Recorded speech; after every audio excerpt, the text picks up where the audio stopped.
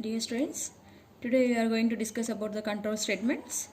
Control statements can be divided into branching statements, loops, jumping statement. Already you know these concepts in the C language. Again I am telling in the C++ also. Branching statements nothing but as an if conditions, switch, conditional statements come under the branching statements. Loops, iterative process, repetitive process is called as a loops. For loop, while loop, do loop. Next one is a jumping. Jumping statements have break, jumping purpose. Continue, go to. Break, if you want to stop up to that, you have to go for the break statement. You want to continue means you have to go for the continue statement. Label, you have to go one place to another place. You have to go say as a go to statement. This is called as a jumping statements. Come to the concept. Branching. First one, branching statement. Branching statement, this question will get as a branching statement and as an or conditional statement or as a decision making statement. Right, branching or conditional is totally based on the conditional only. Right, it has if condition, if else condition, nested if condition, and if else if later, and a switch and conditional statements are there. First I am going to discuss about the deeply. Right, first come to the if condition. I'm going to discuss about the syntax of this if condition. This is very important concept. If condition or expression, if the condition will satisfies, then enter to the statement.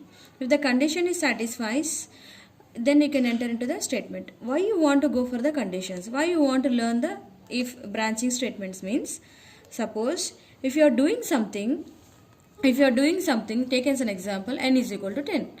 If you want to know if the n is 10 or not, above the 10 or below the 10 you have to know. Then you have to insert one condition. Nothing but if you are writing one exam, you want to get as a pass or fail. The pass means you want to get as a good, minimum marks, 32 marks is a pass.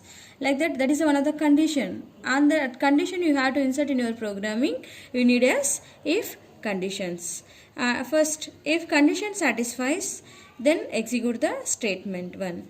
That there is a flow chart here. This is called as a flow chart. How the data is going on. Right. Start the program. Read the variables. Check the condition. Condition is satisfies. Then enter the statement. Then condition is satisfies means condition is true. Then enter the statement. Stop. Right. Come to the example. I gave one variable. Integer type of variable. Integer takes as a numbers. Right, you know very well. N is equal to 10. N value is 10. Now n have a 10. Right. If n is less than 10, less than equal I gave here. Less than 10. Nothing but equal also is possible. Right. Less than equal to 10 is, then we can print the n. Now less than equal to 10. This n have the 10. Nothing but 10 is less than equal to 10. Condition true or false? Condition here true. Why? Because equal is there. That's why this condition is true. We will get as a, we are printing the 10 value. This is the first condition. Come to the second condition. If else. If the condition satisfies, first statement can execute. Condition will not satisfy. We will go to the second statement. Come to the flow chart.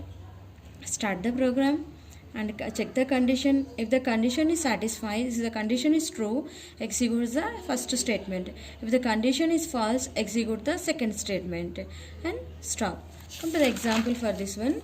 I am taking here as an even or odd number. Suppose if I will give as an I value is 2, this is the even or odd number. You know the even numbers 2, 4, 6, 8, these all are the even numbers. Right. I taken as an I is a variable here. Enter I value. Read that value. I gave how much you given here? 2 I gave here. Right. Now I mod 2. Nothing but as an 2 mod 2 is equal to 0. 2 ones are 2. You will get as a reminder is 0. This shows as an reminder. Right. This shows as an what you will get here? 0. 0 is equal to 0. Condition satisfies. Then I is a even number. If the condition will not satisfy, suppose I value I gave as an 3. The condition will not satisfy.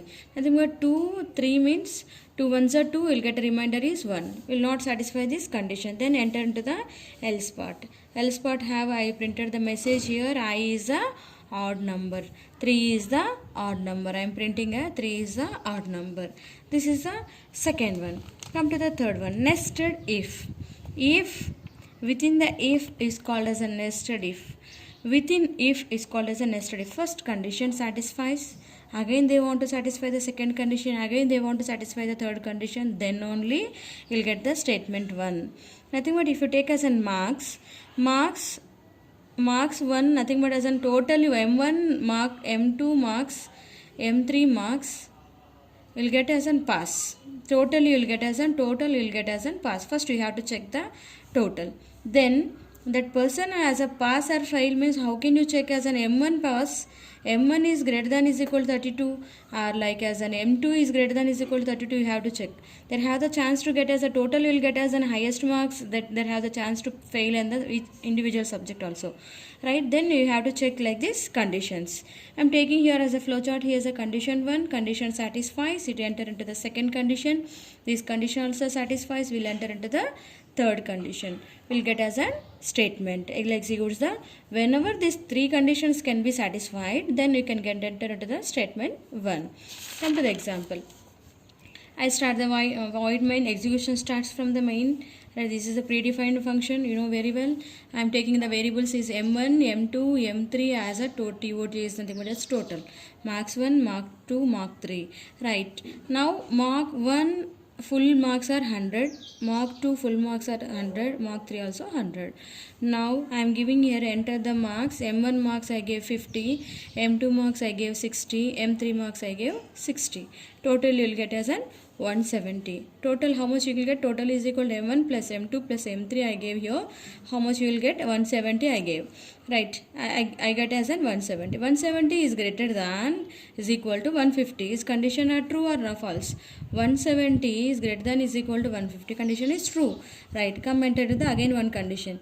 Right. Condition is true. Again M1 is greater than is a 50. The M1 is have the 50 above or as a 50 equal. You have to check. Again M2 also have the 50 or 50 above. You have to check. Again you have to check if M3 is greater than is equal to 50 or above 50, you have to check. Then you can decide it. There these marks are above 50 marks. Then you can say close this. If conditions, close the main. This is this bracket is related to this. This bracket is related to this. This one is this, like this. I gave the marks, right? Okay, ma. If you have continue the next concepts in the next videos. If you have any doubts, consult me.